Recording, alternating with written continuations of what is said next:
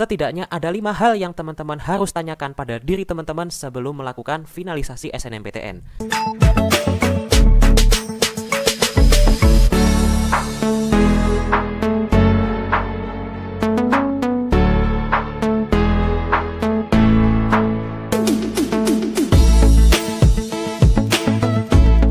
Halo kawan, Assalamualaikum warahmatullahi wabarakatuh.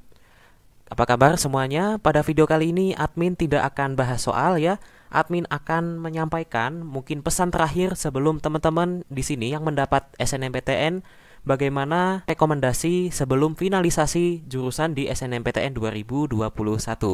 Nah, kita akan langsung masuk ke materi saja. Jadi, kalau kita melihat ya, ini jadwal kegiatan SNMPTN. Ya, pendaftaran ini sudah sangat dekat ya, dan nanti hasil akan diumumkan pada 22 Maret. Nah, mungkin yang sampai sekarang teman-teman masih bingung bagaimana menentukan ya jurusan ya, apalagi kita saat ini sudah sangat dekat dengan pengumuman, bukan pengumuman ya, dengan pendaftaran SNMPTN. Langsung saja admin masuk ke poin-poinnya. Nah, setidaknya ada 5 hal yang teman-teman harus tanyakan pada diri teman-teman sebelum melakukan finalisasi SNMPTN. Nah, 5 pertanyaan ini yang nanti kita akan bahas satu persatu, dan teman-teman silahkan kalau mau percaya, kalau tidak juga tidak apa-apa, kita bahas satu persatu ya dari poin yang pertama. Yang pertama, yang teman-teman patut tanyakan pada diri sendiri. Nih, apakah dengan teman-teman mengambil jurusan itu, teman-teman akan senang apabila kamu diterima di jurusan tersebut. Nah, di sini teman-teman waktu SNMPTN memasukkan 2 pilihan nih. Nah, ada yang satunya dikosongin ya di pilihan kedua, tapi ada yang 2 pilihan semuanya diisi. Nah, ini yang teman-teman harus perhatikan. Apabila teman-teman senang dengan pilihan tersebut, teman-teman jelas lanjutkan. Kemudian, kalau teman-teman sedikit senang dengan pilihan jurusan tersebut, nah ini masih bisa diusahakan ya. Teman-teman berusaha untuk mencintai jurusan tersebut apabila ternyata teman-teman diterima di jurusan itu, dan teman-teman juga usahakan di SNMPTN itu juga boleh. Dan yang sedikit senang ini mungkin menjadi pilihan prodi kedua. Nah, yang menjadi masalah apabila teman-teman harus memilih prodi yang tidak senang. Misalnya teman-teman ingin cari aman. Nah, sebaiknya ini ditinggalkan ya. Kenapa ditinggalkan? Karena akan sangat merugikan sekali apabila teman-teman keterima di jurusan yang teman-teman tidak senang. Bisa-bisa kuliah nanti akan selalu tidak semangat, begitu ya. Nah, ini berkaitan dengan pertanyaan kedua. Pertanyaan kedua, apakah kamu nanti akan kepikiran terus dengan jurusan lain apabila kamu sudah diterima di suatu jurusan? Nah, yang teman-teman harus ingat, kalau kita sudah diterima SNMPTN ya, amin bagi yang dapat, maka tidak bisa lagi mengikuti UTBK baik tahun ini maupun tahun depan. Dan ketika SNMPTN kita berhasil tapi tidak diambil, tetap tertutup peluang mengikuti UTBK, STAN dan lain-lain, dan terpaksa harus ikut ujian yang universitas swasta. Nah, ini bisa jadi kawan-kawan sudah keterima nih di SNMPTN, tapi prodi yang teman-teman ambil ternyata nggak maksimal, dan ternyata teman-teman punya orang lain nih, dia bisa keterima prodi yang menurut teman-teman lebih baik atau lebih tinggi tingkatnya. Nah, ini teman-teman jangan sampai membuat kepikiran seperti itu ya. Bagaimana tipsnya? Tipsnya ini, jika memang harus kepikiran, tidak perlu membandingkan dengan kawan yang lain. Ada kawan lain yang lebih sukses, kita ucapin selamat, kita tidak usah kepikiran. Dan yang jelas teman-teman harus sadari setiap orang punya jalan masing-masing ya. Kesuksesan atau ketidaksuksesan itu nanti kita sendiri yang menentukan, tentu dengan ridho yang maha kuasa ya. Seperti itu. Nah, pertanyaan ketiga, memilih jurusan sesuai minat kita atau lebih baik realistis. Nah, ini yang paling sering ditanyakan kawan. Tipsnya, teman-teman yang penting bijak. Gimana tuh? Nah, kita awali dulu apabila teman-teman memilih jurusan yang minat ya.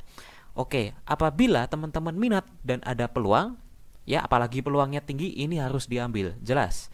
Kalau teman-teman minat tapi peluangnya meragukan, ya tidak apa-apa, ambil dulu deh. Nah, Apabila teman-teman minat, tapi peluangnya mungkin sangat kecil atau bahkan tidak ada, ini teman-teman yang kita sebut sebagai bunuh diri ya, seperti itu. Tapi yang teman-teman harus tahu, bunuh diri dalam kasus ini tidak ada masalah. Tidak masalah. Karena bisa saja teman-teman di sini misalkan ternyata lolos kuota SNMPTN, tapi teman-teman menginginkan prodi yang sangat tinggi levelnya dan teman-teman harus kejar di UTBK. Nah, ini akan sangat bagus bunuh diri ini supaya daripada teman-teman harus keterima di jurusan yang memang teman-teman gak suka. Nah, ini harus bijak ya. Nah, apabila ternyata kita memilih jurusan yang tidak minat ya, tujuannya mungkin cari aman dan sebagainya. Nah, tidak minat kemudian peluangnya meragukan, ya ini jelas, buang. Kemudian tidak minat, peluang tidak ada, jelas, buang. Nah, ini yang sering bikin dilema. Yang ketiga, kita tidak minat tapi peluangnya sangat tinggi ya. Mungkin kita ada yang males belajar UTBK dan akhirnya mengandalkan SNMPTN. Nggak minat jurusannya nggak apa-apa gitu. Nah, teman-teman harus kembali ke nomor 1. Pertanyaan nomor 1 tadi adalah apakah teman-teman senang dengan jurusannya? Nah, kalau teman-teman senang dengan jurusannya, ya tidak masalah. Tapi kalau tidak senang, tapi dipaksakan demi peluang bonus SNMPTN ini, ya teman-teman sebaiknya bijak lah ya, jangan sampai merugikan diri sendiri. Nah, teman-teman harus perhatikan satu hal. Masih ada UTBK, sekali lagi masih ada UTBK, di mana teman-teman bisa meraih dan bisa memperjuangkan impian yang lebih tinggi lagi, dibarengi dengan usaha yang serius. Mungkin kalau SNMPTN teman-teman kepentok dengan nilai yang pas-pasan, mungkin dengan prestasi yang mungkin tidak selalu ada, mungkin dengan track record alumni yang tidak baik, tidak terus baik-baik seperti itu ya.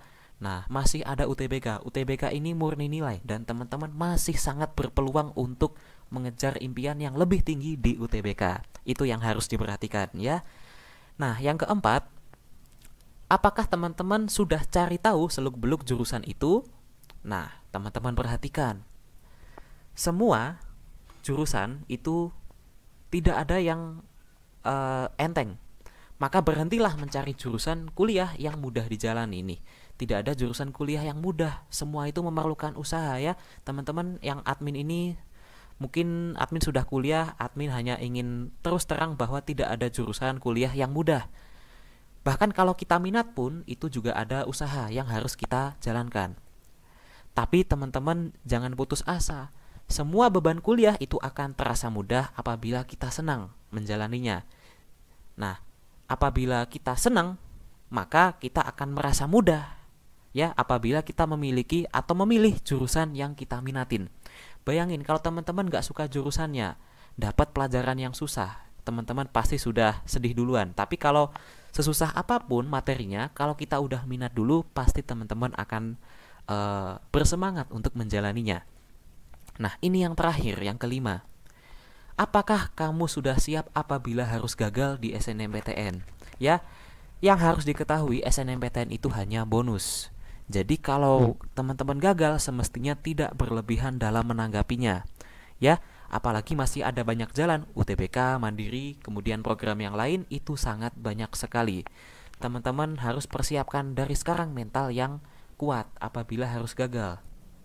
Nah, sebagai penutup, belajar UTBK memang melelahkan ya. Kadang-kadang kita pengen keterima SNMPTN karena males belajar UTBK. Nah, tapi kalau kita mau mencari aman, ini tidak salah selama teman-teman siap bila harus keterima di jurusan itu. Nah, ini yang paling penting, SNMPTN hanya bonus. Bila gagal itu ibarat gagal mendapat undian biasa. Nah, mungkin ini sekian yang dapat admin sampaikan. Kalau ada salah dan kurangnya mohon maaf teman-teman. Admin selalu berpesan stay strong, stay safe, dan stay at home. Selamat mempersiapkan ujian masuk 2021. Semangat semuanya, semoga sukses. Terima kasih. Wassalamualaikum warahmatullahi wabarakatuh. See you next time.